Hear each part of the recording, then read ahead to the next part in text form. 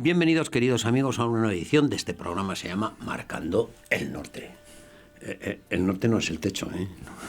Traspasamos el techo, ¿eh? Hombre, no nos acercamos no nos podemos asomar al balcón de Dios. ¿Cómo me gusta a mí eso, eh? Les voy a recordar, porque algunos, como no vieron el primer programa, don José Manuel Espeleta es piloto, ahora ya jubilado. Y entonces, cuando iba en el avión por la noche cruzando el Atlántico, se asomaba al cristal, veía la creación y se asomaba al balcón de Dios, dijo. Muy bien. Pues don José Manuel Espeleta está aquí porque estamos haciendo una serie sobre la persecución religiosa durante los años de guerra civil en Madrid, años 1936-1939. Hicimos un planteamiento general de lo que se trataba por parte de los perseguidores era de erradicar la religión. Vimos cómo a pesar de eso fue imposible, porque se seguía viviendo la religión en la ciudad. Hemos hablado de las cárceles, de cómo se vivía la religión en las cárceles. Hemos visto también cómo se perseguía, hemos hablado de las sacas y nos quedan muchas cosas, pero nos tenemos que limitar por el tiempo y porque ya me parece abusar de tantos días, de don José Manuel, que tan amablemente nos acepta las invitaciones. Nos queda hablar de ese proceso de internalización de la guerra, que para lo que nosotros nos interesa, como estamos hablando del aspecto religioso, es cómo hay gente que encuentra refugio y protección o no lo encuentra, no lo sé, en esas dependencias que son embajadas, legaciones, todo ese mundo y cómo se vivía allí. Eso tiene que ser muy diverso y muy interesante. Sí, es extremadamente interesante, porque también da otra visión de cómo se vivió la vida religiosa en la clandestinidad dentro de determinadas embajadas, legaciones, pisos bajo ciertas banderas y ciertas legaciones diplomáticas, y cómo influyó mucho la actuación no ya de los gobiernos de las cuales dependían estos centros, estas embajadas o legaciones, sino de los embajadores o delegados consulares, o bien gente que no tenía nada que ver con el mundo de la diplomacia ni cosa parecida, pero que por una serie de circunstancias van a actuar como delegados de esas legaciones o esos países en Madrid y en otras ciudades. Ya, por situarnos, lógicamente, si una embajada o una legación protege a alguien en Madrid, es alguien que está perseguido por los comunistas, por los socialistas, por los anarquistas, sí, por los rojos, que sí, ¿no? Sí. Por lo tanto, ¿fueron todas las embajadas las que se prestaron? No, todas no. Vamos a ver, para contextualizar un poco esto, de forma resumida, es que cuando llega la guerra civil, es la época de verano, es julio del 36, con lo cual había embajadores que no estaban ya en Madrid porque se habían ido de veraneo. Por ejemplo, la embajada de Estados Unidos. Ajá. El embajador era el señor Blower, por ejemplo, estaba en Biarritz, que luego escribió un libro después, ya hace pocos años salió, contando cosas de Madrid cuando nunca había estado en Madrid. Pero bueno, eso es una anécdota. La cuestión es que cuando llega la guerra, digamos que le pilla con el pie cambiado, no solamente a la Iglesia española, de Madrid, mejor dicho, sino al mundo diplomático, igual que al mundo militar, porque ya las vacaciones, etcétera. Nada más empezar la guerra, prácticamente ya primeros de agosto, hay mucha gente que empieza a pedir asilo, o sea, introducirse en una embajada. Hay que darse cuenta que el derecho de asilo no existía. Ajá. Como tal, no existía. Había un vacío legal. ¿Y quiénes eran estas personas del primer grupo, llamémoslo así? Pues eran los que habían nacido en esos países. Es decir, claro. Es decir, la gente con esa nacionalidad que está en España residiendo porque estaba casada o las razones que fueran, y que si uno era argentino llamaba a la embajada argentina, si era mexicano a México, si era chileno a Chile. Con lo cual, prácticamente desde muy primeros de agosto va a haber un gran porcentaje de gente que se va a ir a las embajadas de introduciendo, con lo cual no va a haber problema. Pero claro, no solamente se corre la voz, sino que esas personas tenían conocidos y familiares. Y digamos que de alguna manera son los que arrastran y tiran o influyen para que esos familiares, amigos o y tal, conocidos, procuraran entrar. Hay muchos que lo van a conseguir y otros no, en un principio. Estamos hablando de agosto y septiembre. Hay que meter en el contexto internacional cómo eran las relaciones del gobierno de la República con determinados gobiernos de países europeos y americanos. A ver. Por ejemplo, con los países europeos estaba Francia. Francia era un país socialista donde había triunfado y regía el Frente Popular. Claro, lo único que no eran tan bestias como nosotros, pero era así. De América, pues estaba México, o estaba Chile, o Argentina, etcétera. ¿Qué ocurre? Que en estos países que tenían sedes diplomáticas, porque hay otros países que al no tener residencia o sede diplomática oficial, digamos que la tenían delegada en otra embajada, como por ejemplo, si existía la embajada de Chile, sí, o por ejemplo la de Argentina, sí, o la de Noruega. Pero por ejemplo la de Noruega, que se va a hacer cargo Felix Schleyer, que no era diplomático, aunque era alemán, y que llevaba en España desde mucho antes de la República, porque él lo que se dedicaba era a vender maquinaria agrícola. Estaba casado, en fin. Bueno, pues hay, digamos, países que van a ceder, unos ya lo tenían y la mayoría lo van a hacer, ceder determinados locales para que, digamos, las dirija y las custodie estas embajadas, como fue la de Honduras, por ejemplo. Hay países que no tienen representación diplomática. Sí, sí. Otra cosa es el tema dentro de la República, y ya también dentro de la guerra, el tema de la embajada rusa. Eso es otro tema aparte. Pero como es el tema... Debió proteger poco. Pero esa protegió más bien a los comunistas. Ayudaba a los... Exacto. Bueno, vamos a ver, en las checas, los expertos en checas eran rusos, ¿no? O sea, sí, había muchos que eran que pertenecían digamos, a la órbita de los asesores soviéticos, que a su vez estaban, digamos, supeditados y mantenidos por la embajada rusa y el embajador Marcel Rosenberg, etcétera, etcétera. Esto nos llevaría a otro tema y otro capítulo. Pero en resumidas cuentas, volviendo a este tema, hay una serie de embajadas que sí tienen delegación y que empiezan a acoger refugiados. Ya a partir de septiembre, octubre, que ya se empieza a recrudecer lo que es la represión, la guerra, es cuando empiezan a llamar a la puerta más gente que es española y que, por las circunstancias que sean, se ven obligados.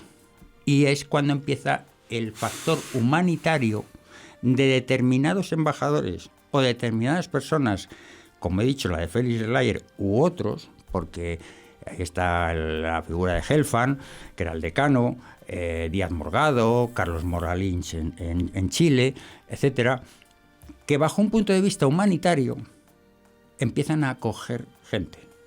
¿Qué pasa? Que esas legaciones se empiezan a llenar, se quedan pequeñas y tienen que empezar a alquilar o más pisos en el mismo edificio o otros pisos en otros edificios, como fue la embajada de Honduras, por ejemplo, la delegación de Honduras.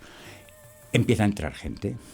Y entre esa gente no solamente entra gente normal, sino también entran muchos sacerdotes, religiosos y monjas.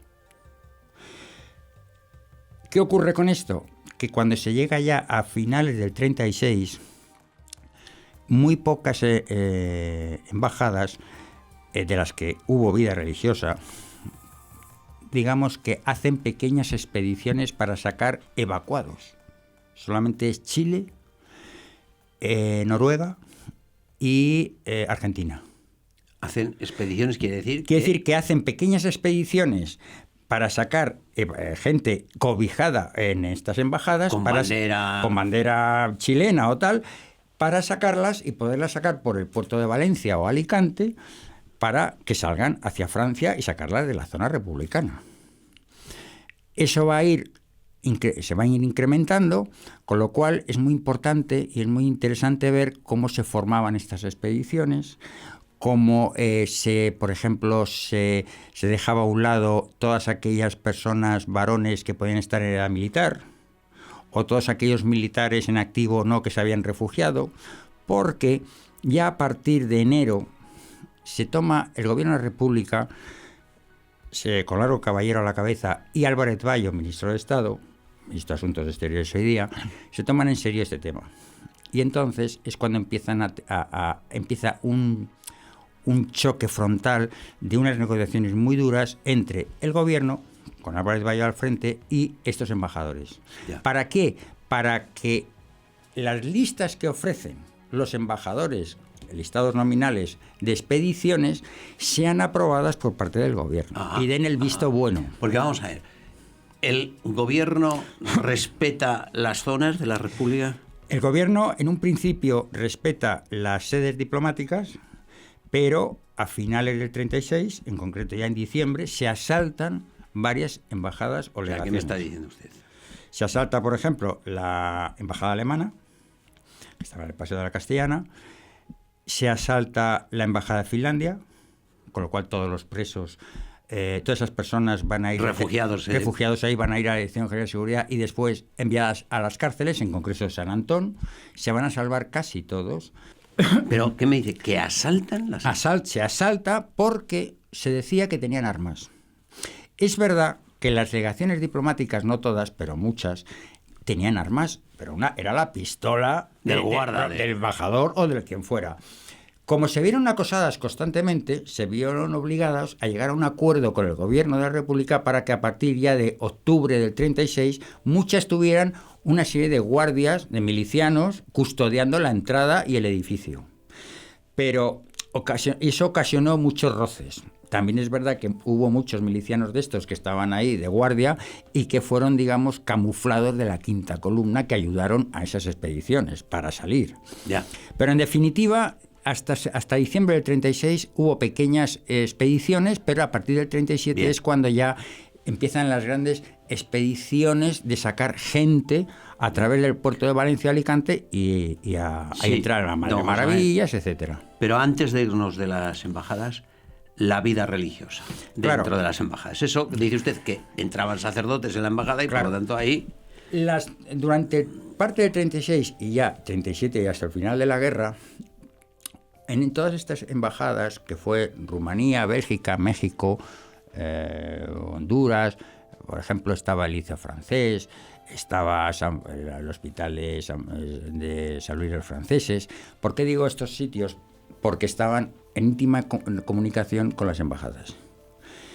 Entran muchos religiosos y muchas religiosas, incluidos muchos sacerdotes. ¿Qué pasa? Que ellos, sobre todo los sacerdotes, más que las religiosas, son los que se van a encargar de dirigir y mantener esa vida espiritual y religiosa dentro de esos edificios y esos pisos.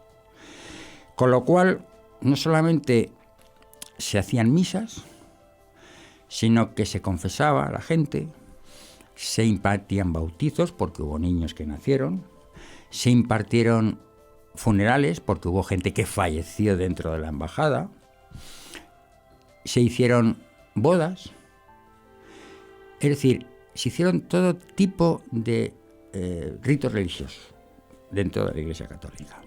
Por ejemplo, ya que he mencionado lo de las bodas, es muy curioso ver cómo en determinados sitios... o sea, la gente tenía humor para casarse durante la guerra. Sí. Perdone la pregunta, pero... Sí, hay muchos relatos de parejas que entraban de novios y se quisieron casar.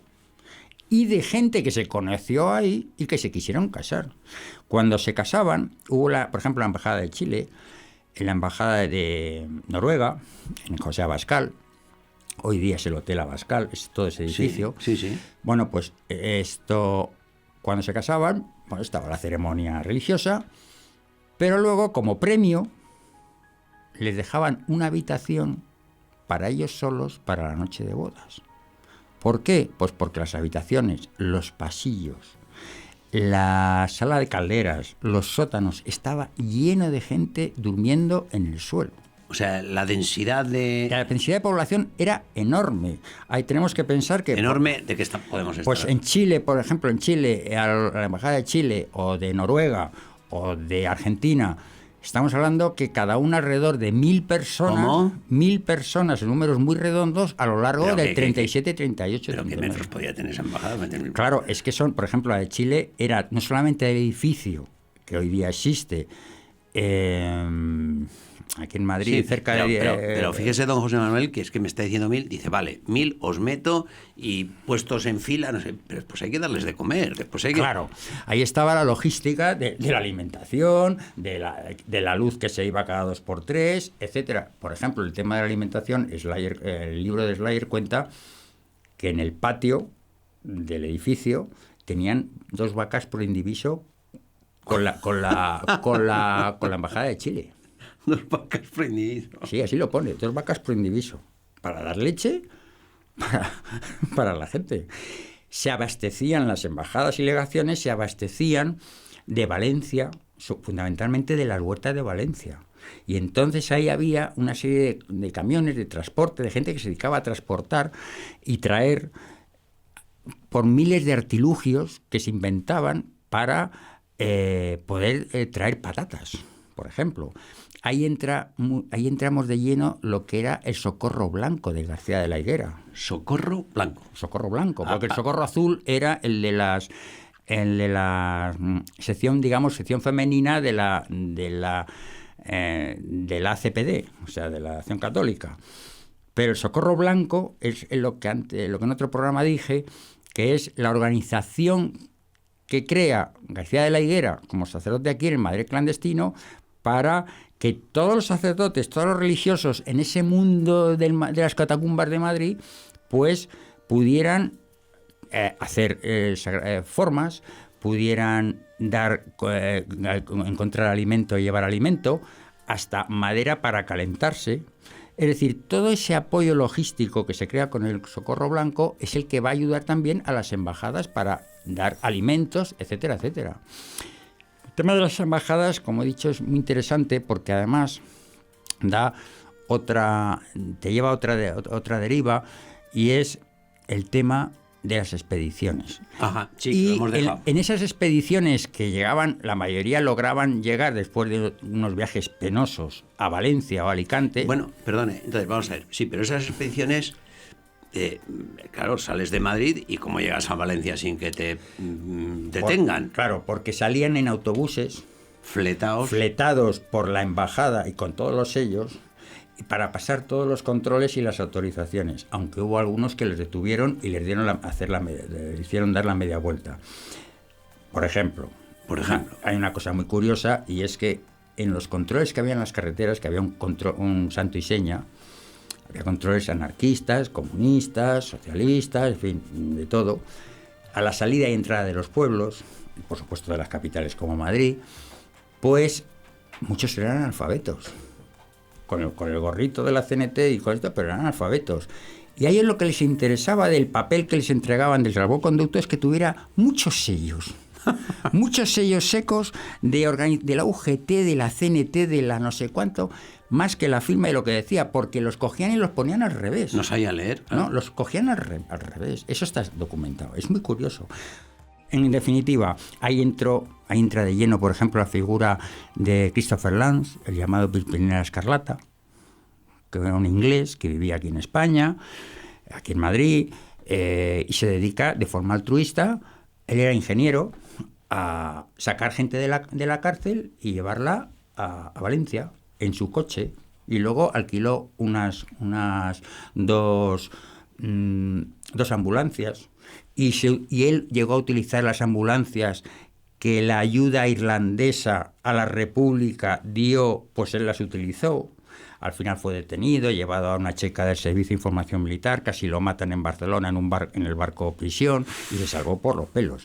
Pero le escribieron un libro que se llama El Pimpinela Escarlata, Christopher Lance, y es impresionante ver la labor que él hizo de una forma altruista. Y estaba en conexión con todas estas embajadas. Ahí entra otra figura en sentido contrario, pero que también ayudó, que es Jesús de Galíndez. del PNV, que fue el que escribió un libro que se llama Los vascos en el Madrid sitiado, que se editó en su día en Buenos Aires, y que había nacido en Madrid, era abogado, era muy joven entonces, pero fue el delegado, en el momento que digamos el PNV alcanza en octubre del 36 la autonomía, el gobierno de Aguirre tenía que tener un representante en Madrid. Claro. Entonces le nombra a él. Y él es el que forma aquí, digamos, una especie de organización para salvar a gente. ¿Pero qué gente? Vascos. Fundamentalmente vascos. Aparte estaban las milicias rojas vascas.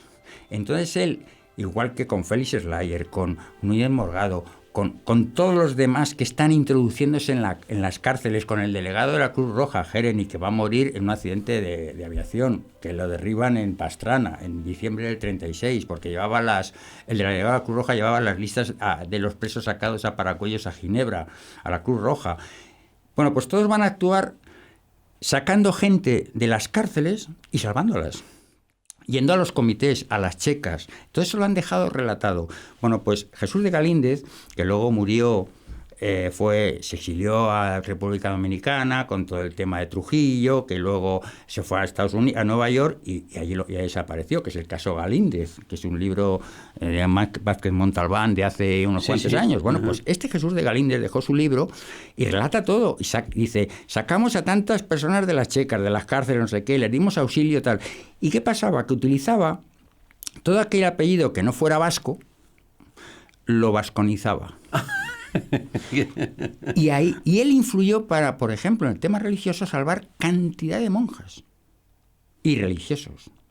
Muchos eran vascos, pero otros los vasconizaban. Los vasconizó. Y entonces digamos que los protegió en edificios y locales del PNV. Y ahí están los avales de él y del PNV para sacar gente de la calle, que constan.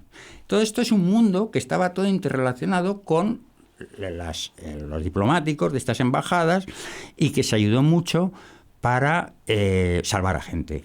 Entre esas personas pues se salvó pues, de García de la Higuera, José María Escrivá de Balaguer, Portillo, o sea, una cantidad de personajes muy importantes, aparte de sacerdotes y decisivos para la historia de España posterior. Efectivamente.